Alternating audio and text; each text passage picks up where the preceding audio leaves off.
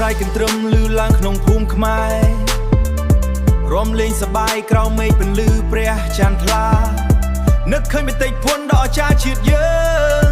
ប្រាសាទចាស់នៅតាមដងដីអង្គរទៅមើលប្រាសាទអង្គរវត្តចូលលើមេដីសួគ៌លំដាប់ពិភពលោកសរសើរមិនដាច់មាត់ប្រាសាទបាយ័នមុខព្រះសង្ឃញញឹមស្ងប់ស្ងាត់បង្ហាញអរិយធម៌ខ្មែរមិនចាញ់ជាតិណាថ្មបុរាណនិយាយរឿងអតីតកាលស្នាដៃបុព្វបុរសយើងអស្ចារ្យពេកហេរំឡើងកន្ទ្រឹមខ្មែរលើកដៃសសាបេតិកភណ្ឌយើងពីអង្គរដល់ភ្នំចិត្តខ្មែរមិនដែលភ្លេចដើមកំណើតឡើយប្រាសាទតាព្រំព្រៃឈើព័ទ្ធជុំដូចរឿងនិទានរឹកឈើចាក់ជ្រៅជាមួយថ្មបុរាណប្រាសាទបន្ទាយស្រីលំអល្អដូចស្របាក់សួគ៌ចម្លាក់ល្អិតស្អាតដោយដៃទេវតាឡើងទៅភ្នំឃើញប្រាសាទព្រះវិហារខ្ពស់ស្រឡះចូលមើលដីខ្មែរដូចបេះដូងយើងប្រាសាទសម្បូរព្រៃគុកចាស់ជាងគេក្នុងប្រវត្តិសាស្ត្រ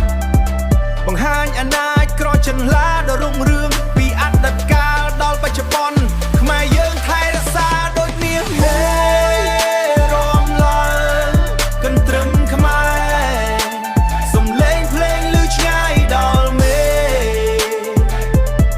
ប្រាសាទជាតិយើងស្រស់ស្អាតជាងអ្វីទាំងអង្គរបាយ័នតាប្រហមស្រីស្អាតបន្ទាយស្រីល្អដូចគំនូស្លបាក់ព្រះវិហារខ្ពស់មើលឃើញដល់ព្រំដែនសម្បូរព្រៃគុកប្រវត្តិសាស្ត្រមិនដែលបាត់បង់ខ្មែរកុំភ្លេចដើមកំណើតរួមគ្នារក្សាឲ្យនៅជាមួយយើងជានិច្ចហេរំឡើងកន្ទ្រឹមខ្មែរសំឡេងភ្លេងឮឆ្ងាយដល់មេ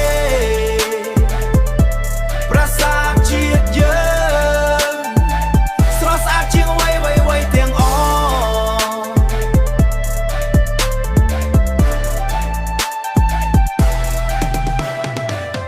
សូរកន្ទ្រឹមបន្តលឺមិនឈប់ឈរដូចបេះដូងខ្មែរដែលស្រឡាញ់វប្បធម៌ប្រាសាទទាំងអស់ជាមរតកជាតិយើងរួមគ្នាថែរក្សាឲ្យនៅជានិច្ច